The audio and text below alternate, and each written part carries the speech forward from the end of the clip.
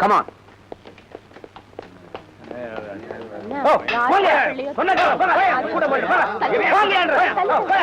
வாங்க வக்கீல் சார். என்ன நீங்க மட்டும் தனியா வந்திருக்கீங்க? எங்க இந்த ஜனா பைய எங்கேயாவது ஒழிஞ்சிட்டு இருக்கானா? அவன் ஒரு விளையாட்டு புள்ள சார். ஜெயிலுக்குள்ள இருக்கிற நானே எவ்வளவு சந்தோஷமா இருக்கேன். அப்படியே இவன் என்ன வெளியே கொண்டு வரணும் காப்பாடணும்னு கடன் குதிக்கிறான். கொஞ்சம் விட்டா நான் தான் இந்த கொலையை பண்ண என்ன தூக்கி உள்ள போடுங்கன்னு சொன்னாலும் சொல்லுவான். வக்கீல் சார், உங்ககிட்ட ஒரு முக்கியமான விஷயம் சொல்லணும்.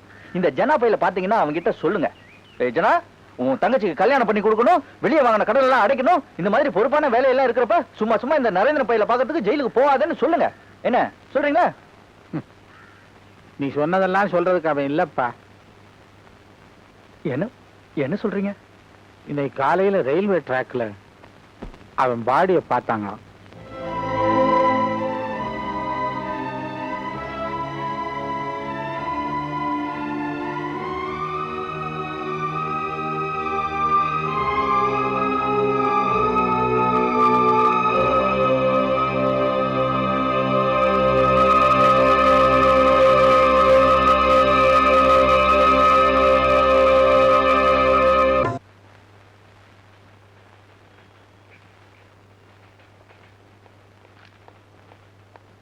சார், இந்த நியூஸை பப்ளிஷ் பண்ண வேண்டாம்னு சொன்னீங்களா?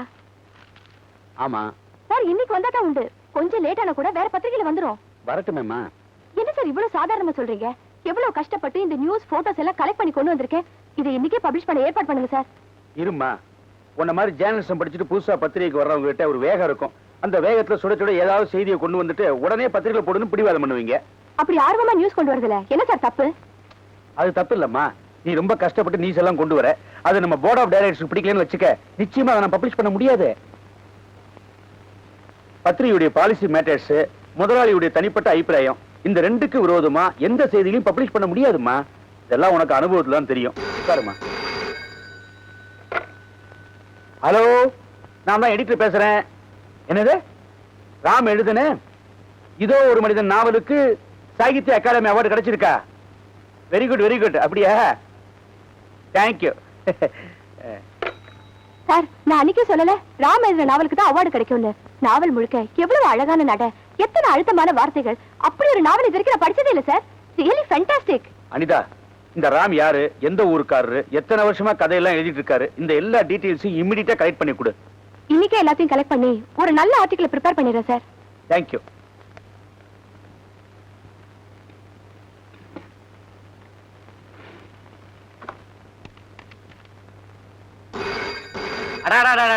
ஒரு புத்தகத்துக்கு அவார்டு வந்துடக்கூடாது.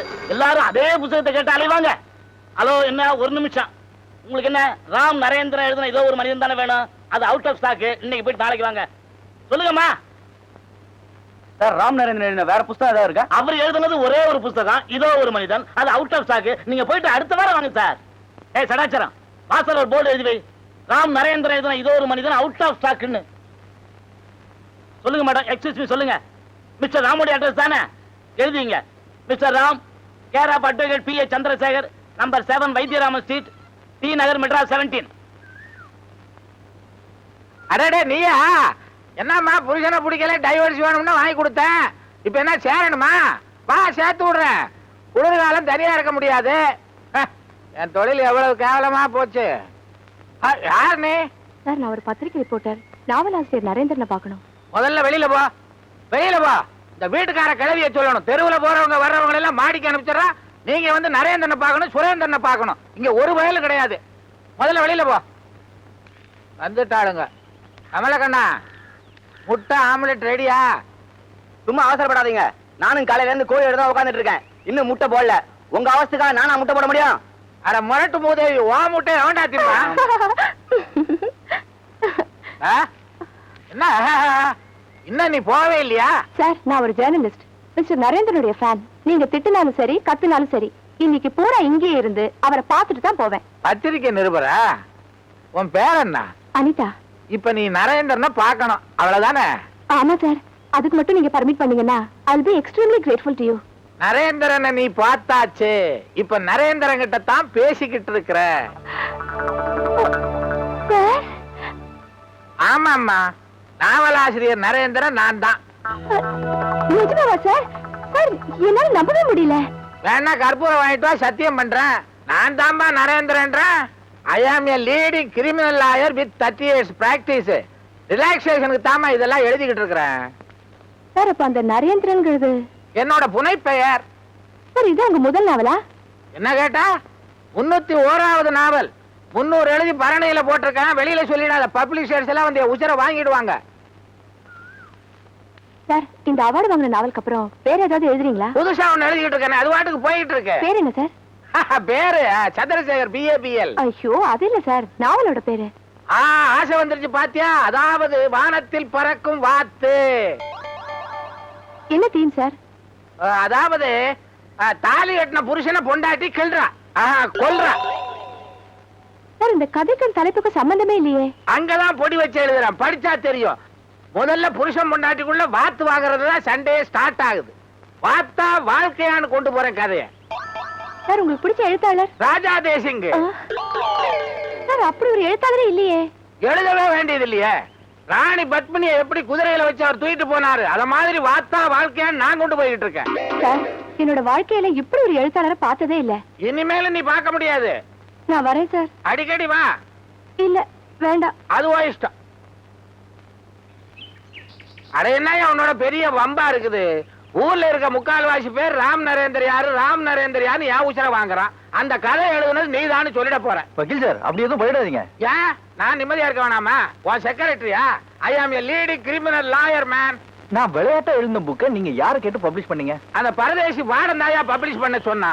அவன் வாங்கி படிச்சு பார்த்தானா, ஆஹா ஓஹோன்னு சொன்னான். சரிதானே, நானும் வாங்கி படிச்சு பார்த்தேன். எனக்கும் ரொம்ப பிடிச்சிருந்தது, அதனால பப்ளிஷ் பண்ண சொன்னேன். ஏப்பா இதுல உனக்கு என்ன நஷ்டம்? அவார்டு ஒரு பக்கம், ரிவார்டு ஒரு பக்கம். இதை எவன் எழுதுனான்னு அவன் முடிய பிச்சுக்கிறானே. வக்கீல் சார் ஒரு ஸ்மால் ரிக்வெஸ்ட். இந்த அமைதியான சூழ்நிலையில நான் நிம்மதியா வாழ்ந்துட்டு இருக்கேன், அதை மட்டும் கெடுத்துறாதீங்க. நான் இங்க இருக்கிறத யார்கிட்டயும் சொல்லிட வேணாம். ஏற்கனவே உனக்கு இருக்கேன்னு எனக்கு தெரியும், ஆனா நீ எந்த கேட்டகரின்னு எனக்கு தெரியலப்பா. அது உங்களுக்கு புரியாது, நீங்க கிளம்புறீங்களா? வேற என்ன இங்கேயேவா இருப்பேன்? உன்ன மாதிரி கைதியா? நான் வந்து கிரிமினல் லாயர். அது போட்டோம், நீ எழுதுனியே அதுக்கு ராயல்டி குவியுது. அந்த பணத்தை என்ன பண்றது? அது ஏதாவது ஒரு அனாதை ஆசிரமத்துக்கு எழுதி வச்சிருங்க. வெளியில வந்தா நீ அனாதை ஆயிடுவியே. நான் சொல்றபடி கேளு. மனசுல தோன்றதெல்லாம் எழுதிக்கிட்டே இரு. நான் அதை காசாகிக்கிட்டே வர்றேன். பின்னால நீ வந்தீன்னா கத்தத்தையே காணோம். இந்த மீசை இன்னும் கொஞ்சம் வளர்ந்துச்சுன்னா அப்படியே இழுத்து முடிச்சு போட்டுலாமே. அட பாவி, அவன் மீசையை முறுக்குவான், இவன் எவன் மீசையில முறுக்கிட்டு இருக்கான். இவனை திருத்தவே முடியாது.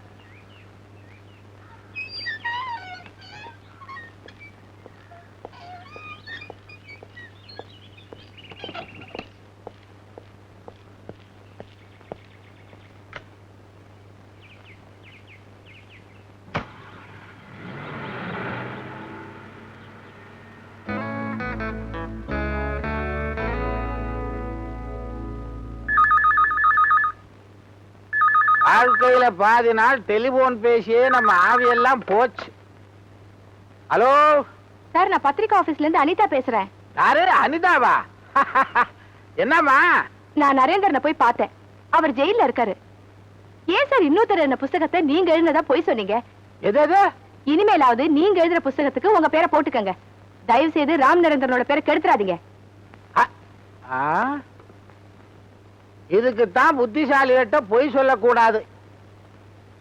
சார் பொய் சொன்ன அந்த வக்கீல போன்லயே நல்லா டோஸ் விட்டேன் சார். சரி விடுமா, மத்தவங்க செஞ்சதெல்லாம் தான் செஞ்சதா சொல்லி தற்பரம் அடிச்சுக்கிறவங்க எல்லா லெவல்லயும் இருக்காங்க. ஆமா, ராம் நரேந்திரனுடைய இன்டர்வியூ என்னாச்சு? அவர் என்ன பார்க்கவே அலோ பண்ணல. நான் உங்க ரசிகை, உங்ககிட்ட எதுவும் பர்சனலா கேட்க மாட்டேன்னு சொன்னதுக்கு அப்புறம் தான் என்ன பார்த்தாரு. அப்போ நீ அவரை பார்த்தது, அவர் கூட பேசுனது, இதெல்லாம் வச்சு ஃப்ரண்ட் பேஜ்ல ஒரு பாக்ஸ் நியூஸ் போடலாமா? அவசரப்பட வேண்டாம் சார். இதோ ஒரு மனிதன் நாவல்ல அவர் எழுதியிருக்கிற முக்காவாசி சம்பவங்கள் அவர் சொந்த வாழ்க்கையில நடந்ததா இருக்கலாம். இன்னும் பல சுவாரஸ்யமான விஷயங்கள் இருக்கலாம். அதனால அவர் கூட நெருங்கி பழகிற சந்தர்ப்பத்தை ஏற்படுத்திக்கிட்டா அவருக்கு தெரியாம நிறைய விஷயங்களை கலெக்ட் பண்ணலாம்.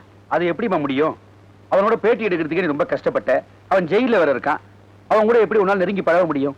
அதான் சார் நான் சொல்ல வரேன். கொலை குற்றத்துக்காக ஜெயில இருக்கிற நரேந்திரனை நம்ம பரோல்ல கொண்டு வந்துட்டா சார் எப்படியாவது கஷ்டப்பட்டு கொஞ்ச நாளைக்கு அவரை பரோல்ல கொண்டு வந்துடலாம்.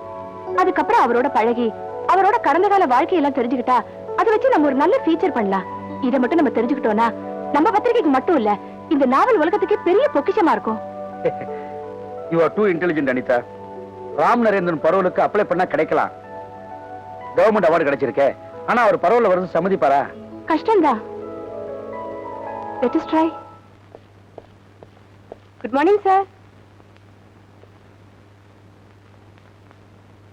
என்ன மாதிரி ஆட்டுற? பேச தெரியாதா? ஊமையா? பேசு. சார் நான் உங்களை பார்க்க வந்திருக்கேன். பாத்துட்டு இல்ல போ. ஐயோ அது இல்ல சார், நரேந்திரன் நான் ஜெயில பார்த்தப்போ அவர் என்கிட்ட சொன்ன விஷயத்தை கேட்டு நான் அப்படியே அசந்து போயிட்டேன் சார். நீ அசந்துட்டியா? நான் நம்ப மாட்டேன். நீ அசர்ற பொண்ணே இல்லையே. அது போட்டோம், நீ அசரும்படியா அவன் என்ன சொன்னா? சார் எல்லார்கிட்டயும் திறமை இருக்கலாம், ஆனா அதை தூண்டி விடுறதுக்கு ஒருத்தர் வேணும் இல்லையா? அது மாதிரி நரேந்திரனை எழுத தூண்டி விட்டதே நீங்க தான் சொன்னார் சார். பைத்தியக்கார பையன். நான் ஐடியா கொடுத்தது யாருக்கும் தெரியக்கூடாதான்னு சொன்னேன். என்கிட்ட சரி சரின்னுட்டு சாரிய கண்டவன உளறிட்டான். பொதுவாமா இந்த ஆம்பளை பயல்களுக்கு ரகசியம் நிக்கிறது இல்ல. சார் நீங்க ஒரு தமாஷான ஆளு. சார் நரேந்திரனை பத்தி தெரிஞ்சுக்கிறதுக்காக நிறைய பேர் ஆர்வமா இருக்காங்க. அதுக்கு நீங்க தான் உதவி செய்யணும். என்ன செய்யணும்? மிஸ்டர் நரேந்திரன் யாரையுமே சந்திக்க இஷ்டம் இல்லாம எதுலயுமே இன்ட்ரெஸ்ட் இல்லாம இருக்காரு. அவரை நீங்க போய் பார்த்து பேசுனீங்கன்னா நிச்சயம் பரவாயில்ல வர சம்மதிப்பாரு. இது உங்களால தான் சார் முடியும். அவன் ஒரு மாதிரி இருந்தாலும் நீ என் வீட்டு படியேறி வந்து சொல்லிட்ட. அவகிட்ட பேசுற. என் பேச்சை எவனாலையும் கேட்காம இருக்கவே முடியாது. நீ தைரியமா போ. Thank you sir. உங்க 2 பேரோட ஆசைக்கும் மதிப்பு கொடுத்து இந்த ராம் நரேந்திரன் பரவாயில்ல வெளியே வந்திருக்கான். 28 days at your disposal. ரொம்ப சந்தோஷம். வாங்க.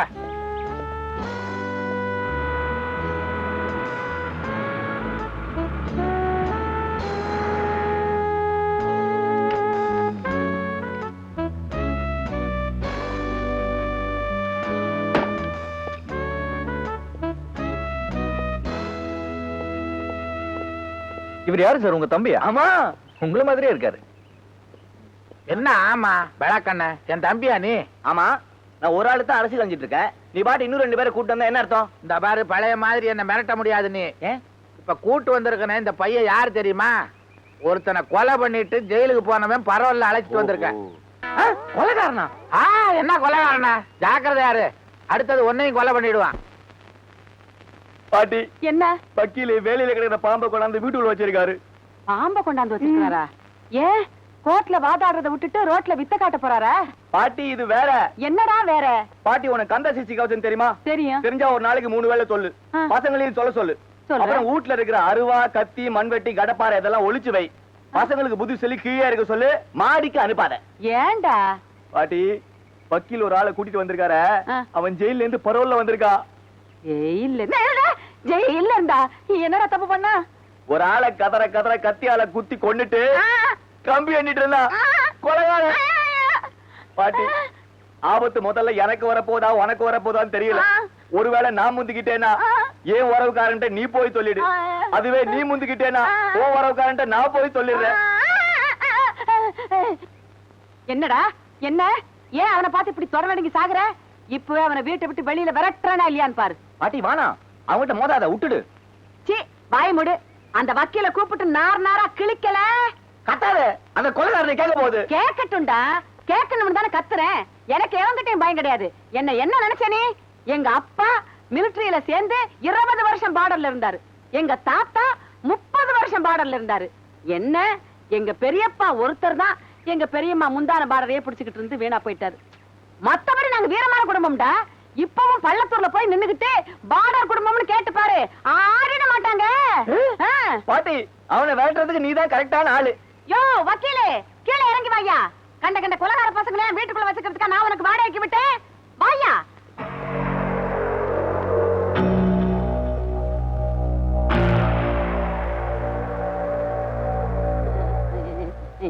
கையில கத்தி வச்சிருக்காண்டா. வக்கீல் குளிச்சுக்கிட்டு இருக்காரு. இங்க என்ன கலட்டா? போ மாட்டி. என்ன ஒரே சத்தம்? ஒரு சத்தம் இல்லையே. என்னடா சத்தம்? பாட்டி ஏதோ கேட்கணும்னு கேளு கேளு. நான் என்னடா கேட்கணும்னு இருந்தேன். இவன் தான் சொன்னா வந்திருக்கிறவன் சுத்த மோசமானவன், கொலைகாரன், அவனை கொண்டாந்து வக்கீல் இங்க வச்சிருக்கிறாரு அப்படின்னு சொன்னியா இல்லையாடா? பாட்டி என்ன பாட்டி பூட்டி? தம்பி, கொலைகார தம்பி, உன்னை பார்த்தா இல்ல உங்களை பார்த்தா துபாயில இருக்கிற என் புள்ள கோதண்டராம மாதிரியே இருக்குது. உங்களுக்கு என்ன வேணும்னாலும் கேளுங்க, நான் உடனடியே செஞ்சு தர்றேன். இது உங்க வீடு மாதிரி. ஆப்பிள் நல்லா இருக்கா? கத்தி வேண்டாம், நான் கடிச்சு சாப்பிட்டுக்கிறேன். நீங்க போங்க. கத்தி எடுத்துட்டே போயிடுங்க. நல்லா இருப்பியா? நேருக்கு நேரில் குலகாரன் என்ன மாட்டி விட்டியா? கண்டிப்பா நான் நீ காலி. இல்லடா குழந்தை மகள். பேசாத. பேசல. அவனை பார்த்தோன்னு அப்படியே பிளேட்டை மாத்திட்டியா? இந்த லட்சணத்துல பள்ளத்தூர்ல போய் ஒரு கேட்க சொல்றேன். வாட குடும்பத்தை பத்தி. வாட குடும்பமானே பிறால பிராடு குடும்பம். உங்களுக்காக ரொம்ப நேரமா வெயிட் பண்ணி உட்கார்ந்து உட்கார்ந்து உங்களோட பேசுற மூடே போயிடுச்சு. அப்ப மூடு வரப்ப பேசுவோம். ஓகே. என்ன மூடு மூடு மூடு மூடுன்னு பேசுறீங்க? ஒரு ஆணும் பெண்ணும் பேச ஆரம்பிச்சாலே மூடு தன்னால வருமே. இப்ப பேசி பாருங்க, வருதா இல்லையான்னு பாக்குறேன். எனக்கு வந்துருச்சு மூடு.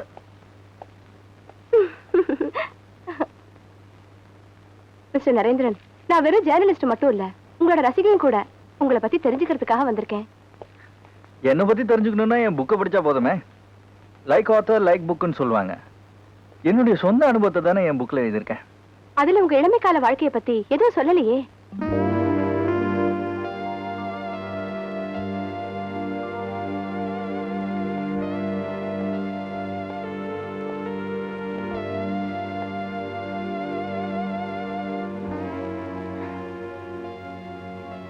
நினைச்சு பார்த்து சொல்ற அளவுக்கு என் வாழ்க்கையில ஒண்ணும் பெருசா நடந்தில்ல.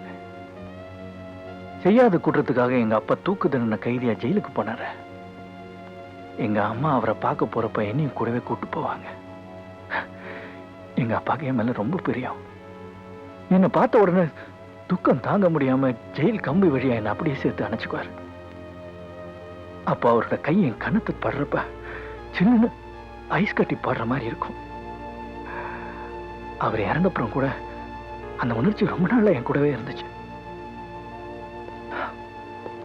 அதுக்கப்புறம் எங்க அம்மா என்ன வளர்க்கறதுக்கு எப்படியெல்லாமோ கஷ்டப்பட்டாங்க. ஆனா நான் வளர்ந்து பெரிய ஆளானப்ப அவங்க ஏதோ ஒரு மென்டல் ஹாஸ்பிட்டல்ல பைத்தியமா இறந்து போயிட்டாங்க. அதுக்கப்புறம் இதோ இந்த மேகத்தை துரத்திக்கிட்டு ஓடுற மாதிரி வாழ்க்கையில ஒரு குறிக்கோளை இல்லாம ஓடிக்கிட்டு இருந்தேன்.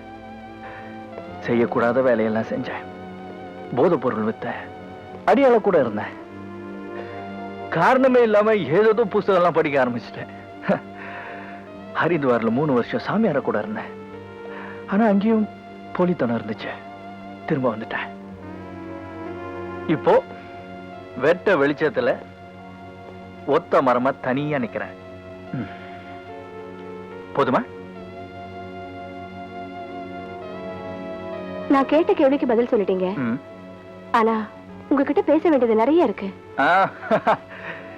இது வரைக்கும் என்ன கேட்டது போதும். இதுக்கு மேல என்ன எதுவும் கேட்காத. சரி, இன்னைக்கு நான் உங்களை தொந்தரவு பண்ணல. ஆனா நாளை கண்டிப்பா வருவேன். வரேன்.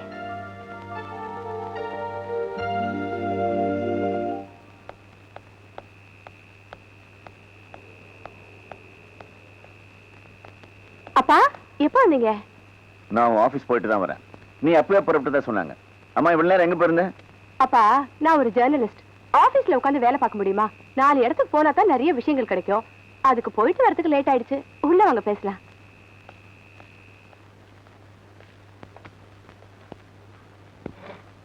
ஆமா, லெட்டர் போட்டு எனக்கு கிடைச்சதா? வந்ததே. அப்புறம் ஏன் பதில் போடல? பதில் போட ஒண்ணும் இல்ல, அதனால போடல. இந்த பாருமா, மாப்பிள்ளை வீட்டுக்காரங்களுக்கு உன் போட்டோவை அமைச்சிருந்தேன். அங்க எல்லாருக்கும் உன்னை பிடிச்சு போச்சு. பொண்ணு பாக்குற சம்பிரதாயம் கூட வேணான்னு சொல்றாங்க. ஆனாலும் நாம விட்டுறக்கூடாது இல்லையா? அதனால ஞாயிற்றுக்கிழமை உங்களை வர சொல்லி எழுதியிருக்கேன். நீ லீவ் போட்டுட்டு நாளைக்கே வரணும். அப்பா எனக்கு இன்ட்ரெஸ்ட் இல்லாத விஷயத்துல நீங்க இவ்வளவு இன்ட்ரெஸ்ட் எடுத்துக்கிறது எனக்கு ரொம்ப கஷ்டமா இருக்கு. Please wait for some more time. நான் என் ப்ரொஃபஷன்ல நிறைய சாதிக்கணும்னு நினைக்கிறேன். அது கொஞ்ச நாள் போகட்டும். அதுக்கப்புறம் உங்ககிட்ட சொல்றேன். ஓகே? ஏப்பா சாப்பிட கூப்பிட்டா என்னமோ மாட்டேன்றியாமே, என்ன விஷயம்? ஏன் ஒரு மாதிரியா இருக்க? என்ன யோசனை? ஒண்ணு இல்ல சார், அடிக்கடி ஜனாவோட ஞாபகம் எனக்கு வந்துகிட்டே இருக்கு. நீங்க அவன் வீட்டுக்கு போறதுண்டா? ஜனாவே போயிட்டான், அங்க எதுக்கு போறது?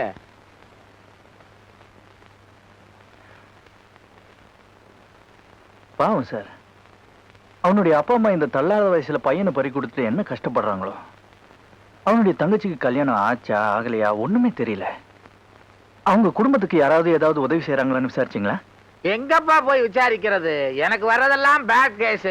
கோர்ட்டுக்கு போய் வாயை திறந்தா பொய்யா வருது. No time. நாளைக்கு நான் ஜனா வீட்டுக்கு போறேன்.